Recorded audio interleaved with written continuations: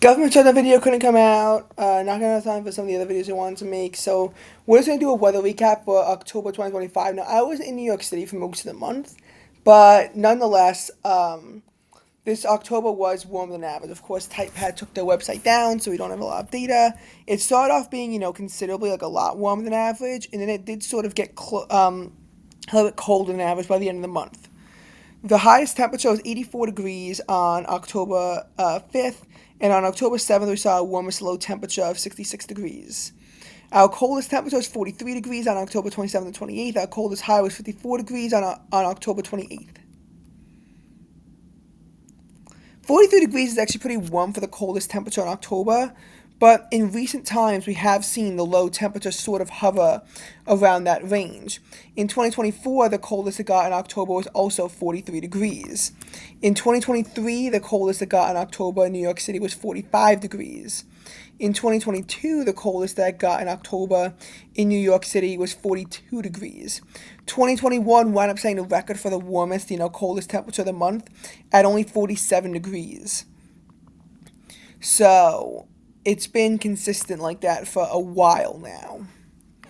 84 degrees is also pretty warm for the warmest temperature of the month, and we had 4 days in a row in the 80s from the 4th to the 7th, which is honestly kind of crazy.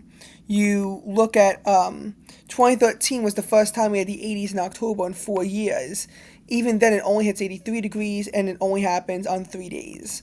2024, the warmest it gets in October winds up being 81 degrees, and the 80s only wind up happening twice. Of course, we see 80s again in November, but that is not October.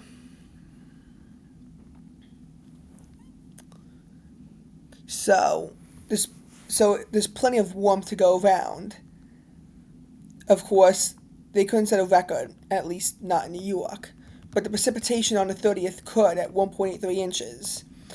That was enough to bring the monthly precipitation total to almost average. It was only a smidge below average at 4.08 inches. But before that, it was shaping up to be quite a dry October. There was a lot of rain in the nor'easter on the 12th to the 13th. There was that produced about an inch and a half. But besides that, in this 2-inch rainstorm, there was barely any rain. Some storms crossed through on October 8th that brought some rain.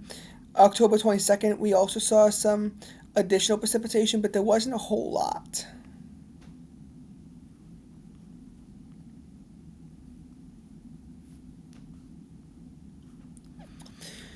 The month was also odd in the way it happened. First, you had this bit of fall period before you had summer's final vengeance in October, just to go back to fall conditions consistently here, with only slight upticks in temperature after that point.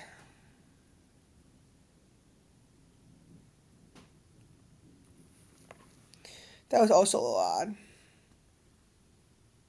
I don't know.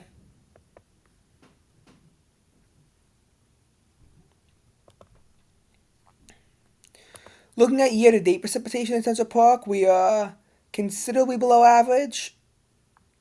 It's probably not as dire as the situation was last year. Nonetheless, the drought monitor has, updated, and it's even worse. Of course, it doesn't take into account the recent rains on October 30th, which could maybe help. But at this point in New York, you have this sliver of abnormal dryness on Long Island. Most of the area though was in moderate drought or worse. Even UD is now in moderate drought, even though it took them a while for them to even get into drought. It's gotten bad. You looking at the rest of the Northeast, you have extreme drought in parts of Vermont, New Hampshire, and Maine, as well as West Virginia. Severe drought is extending into a lot of regions now. The drought's getting bad. One can hope, though.